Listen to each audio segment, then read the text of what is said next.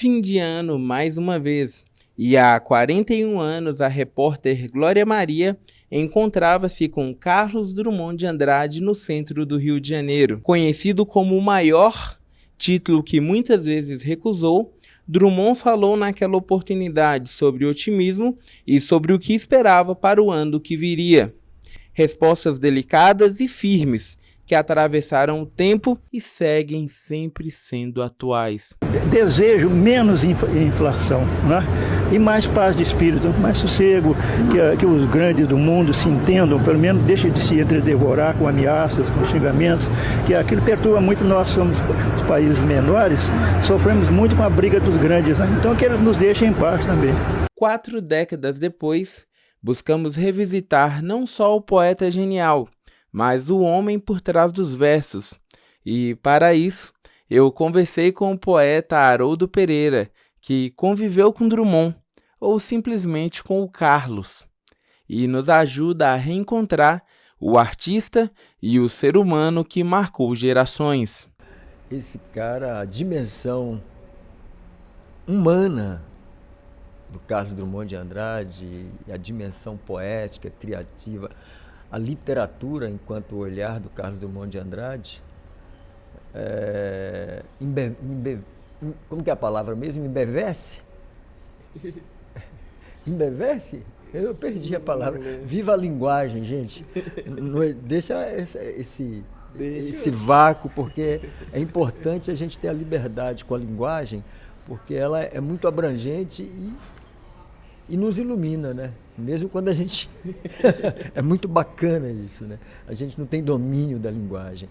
Então o Drummond é dos maiores, né? No mundo, né? Poeticamente, é um dos grandes poetas do universo. E você teve uma convivência com ele, né? Conta isso pra gente, que eu particularmente acho de uma história maravilhosa, todas essas histórias muito maravilhosas, impactantes. Inclusive, quando você fez esse convite, eu fiquei me lembrando do Carlos, né? Me lembrando, porque era uma convivência, uma proximidade. Ele era vizinho da minha irmã. Ele morava assim na fronteira entre Ipanema e Copacabana, né? E volta e meia eu tinha esse contato com Carlos Drummond de Andrade. E a primeira vez que ele me recebeu foi de uma extrema simpatia, né? Um jeito extremamente carinhoso, e eu sentia aquele contato com ele como se fosse com meus amigos pessoais de sempre, da minha geração, porque ele foi muito aberto, e eu acho que a arte possibilita com que a pessoa não tenha idade, né? Que a idade não determine a relação com os outros. E ele já, como eu agora, quase próximo aos 100, né? Como eu estou agora, ele também, e ele me recebeu naquela relação como se fôssemos eu e o Gabriel Cardoso, eu e o Altomar Santoro, eu e o Renilson Durães. Então, era aquela proximidade, né? A relação, as conversas, os assuntos tratados, a delicadeza, e isso me embeveceu, a palavra, me deixou muito tranquilo com o Carlos, né? Haroldo, além do que ele deixou escrito, que é maravilhoso, eu gosto muito também das entrevistas de Drummond. Tem vários materiais dele gravados, ele se declamando, ele conversando com jornalistas. As observações dele acerca do mundo chamam muita atenção, a sensibilidade diante da morte também, sempre com um poema para um amigo que partia. Essa sensibilidade de Drummond é peculiar, não é? Até entre poetas ele se destaca. Sem dúvida, né? Inclusive a tranquilidade que ele tinha, né? Ele falava de uma timidez, como o próprio Chico Buarque fala, mas ele tinha uma tranquilidade em estar junto com as pessoas, em falar, em abordar os assuntos, né? Parecia que tudo estava muito bem descrito dentro dele, para ele comentar com o outro, né? Nas oportunidades que eu tive com ele, inclusive ele morando muito próximo à praia, naquele posto 6, ele morava ali, né? Até fizeram com a partida dele um jardim, ornamentaram com poemas, com imagens dele ali, de frente ao prédio que ele morava ali na Rua Conselheiro Lafayette, em Copacabana. Então ele tratava dos assuntos com muita delicadeza e com profundidade.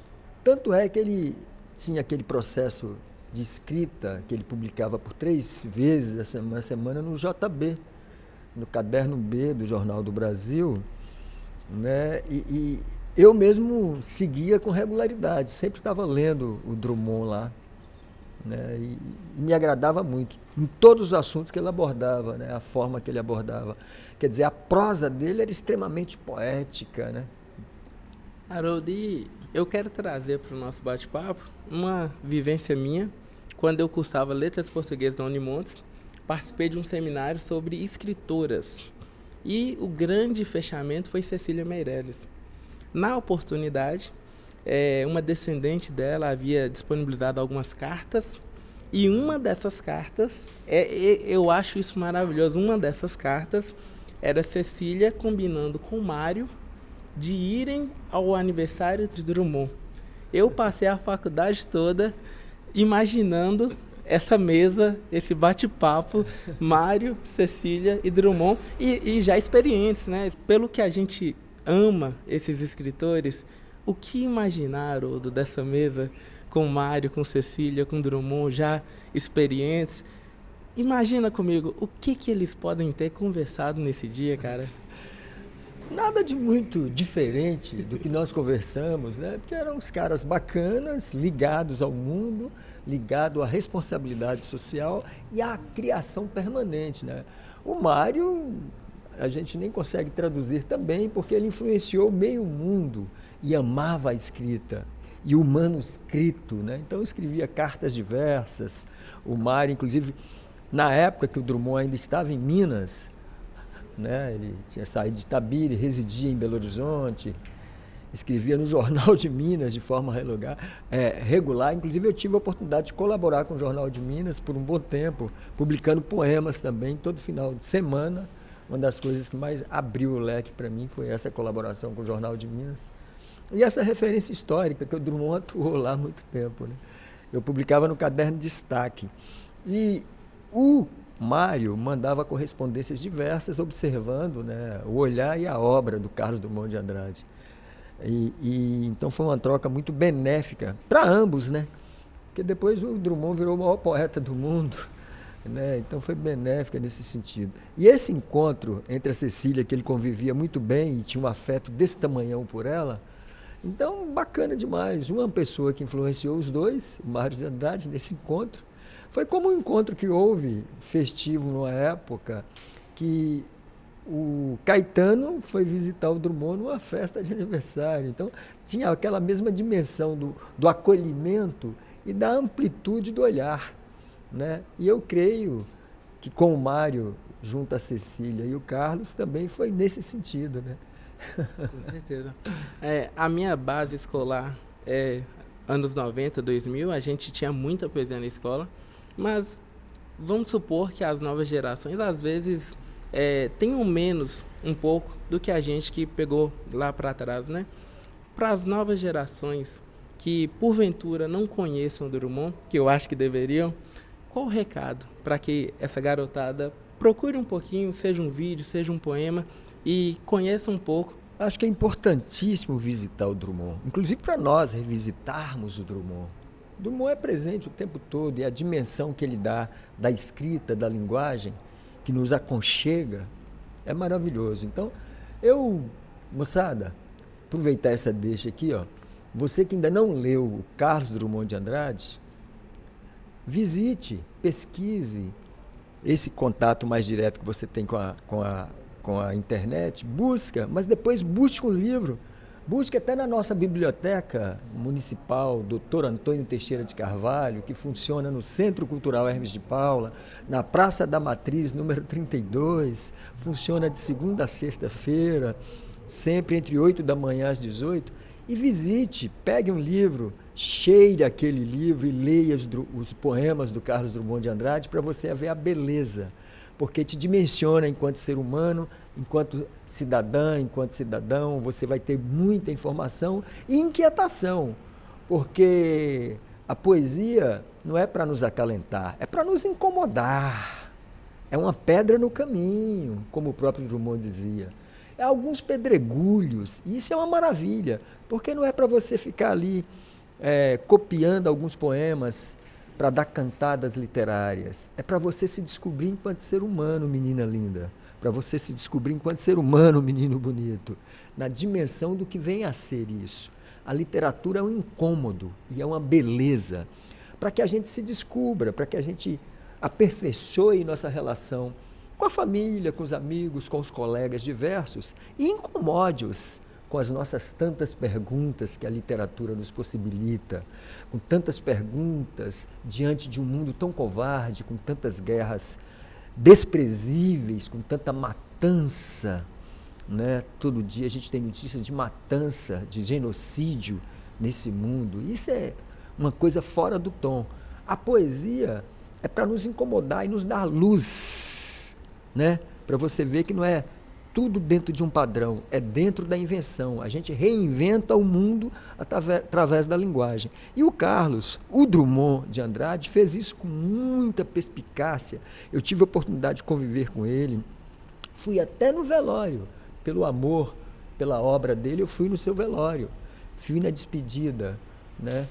E isso, em mim, é uma das coisas mágicas da minha vida. A convivência que eu tive com o Carlos Drummond de Andrade, a gente se falava por telefone fixo. Naquela época era telefone fixo. E ele sempre falava, quando você aparecer, estiver pelo Rio, me liga e vamos combinar. E eu ia no apartamento dele, a gente conversava. E o acolhimento dele sempre foi macro, porque ele perguntava tudo de Montes Claros, que ele tinha convivência com Montes Claros, ele conviveu com o próprio... o nosso Ciro dos Anjos era um parceiro querido deles, conviveram muito, né? Conviveram, se falavam muito. Então ele veio a Montes Claros ser padrinho de casamento do Ciro, em 1930, na nossa igreja aqui, né?